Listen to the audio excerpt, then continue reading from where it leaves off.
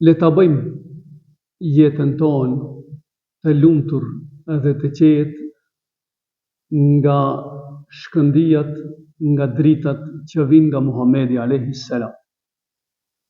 Allahu i madhruar në Kur'anin famëlart thot: me të vërtet juve ju ka ardhur nga Zoti juaj një dritë e qartë, e që e ka qëllimin për Muhammedin alayhi salatu wassalam. E disa komentatorë thuan e ka qëllimin për Kur'anin azimushan. Zoti i madhruar në një ajet tjetër kuranor thot: فَالَّذِينَ آمَنُوا بِهِ وَعَزَّرُوهُ وَنَصَرُوهُ وَاتَّبَعُوا النُّورَ الَّذِي أُنزِلَ مَعَهُ أُولَئِكَ هُمُ الْمُفْلِحُونَ.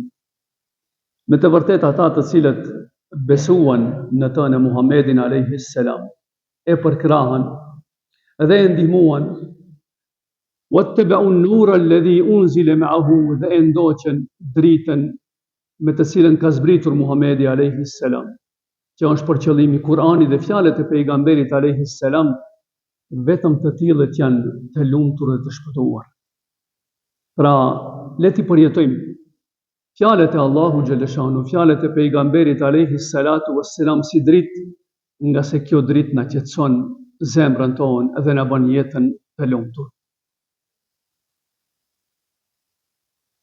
Gohet për Rabia ibn Kab el-Aslamiyun, i cili ishte një i ri 16 vjeçar, dhe çdo herë i shërbente pejgamberit alayhi salatu wassalam, dhe një ditë thot ki i ri, më zuri gjumi afër derës së pejgamberit alayhi salatu wassalam, edhe ai duke i cituar ta fjalë madhështore, thoshte: Allahumme leke reka'tu wa bike amantu wa leke eslemtu. Duke qenë në ruku, thot pejgamberi alayhi salatu wassalam, thoshte: Zoti im, për ti e bëj rukun, ti të kam besuar, tek ti jam mbështetur. Khasha aleke sem'i wa basari wa mukhi wa adhmi wa basari wa ma istaqalla bihi qadami. Ndaj teje është përkushtuar dëgjimi im, shikimi im, mendja ime, eshtrat e mia dhe palca ime e trupit tim. E çdo gjë që kam në trupin tim, çdo gjë që e mban këmbët e mia, është e përkushtuar dhe e nënshtruar ndaj teje. Këtë lutje përsëriste shpesh, nga se dëshironte të jetë i përkushtuar ndaj Zotit xhaleshanu.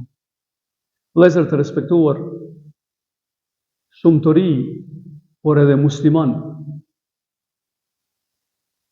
ju vjen gjumi duke shiquar loja të ndryshme të sportit.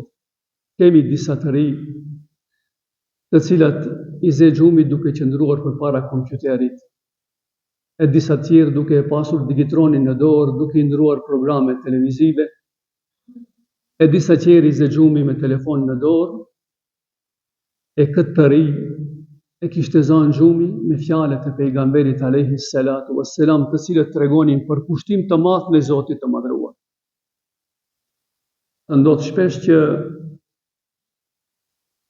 të jesh i përqendruar në fjalët e Allahu xhaleshanu dhe ta përfundojsh natën tënde me duat e mramjes, apo të ndodh që gjumi të zane me programe të ndryshme, të cilat nuk të sjellin qetësi, por megjithatë ta vjedhin qetësinë nga zemra.